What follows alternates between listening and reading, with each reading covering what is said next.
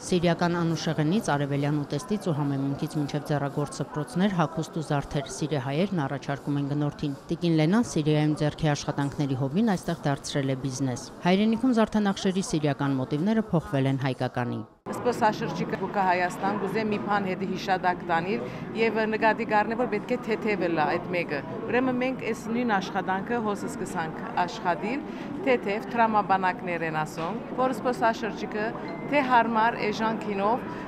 հետը դանի հիշադակ Սիրիահայ մշակույթի շունչը Երևանում մեկ հարկի տակ համախմբվել են մոտ 100 սիրիահայեր, որոնք փոքր ու միջին բիզնես են սկսել Հայաստանում։ Այդ ժամանակ որ ես Հայաստան գայի, որ ուզում էի Սիրիա տալ ստիպած իմ կորզը քանի ընդդեր,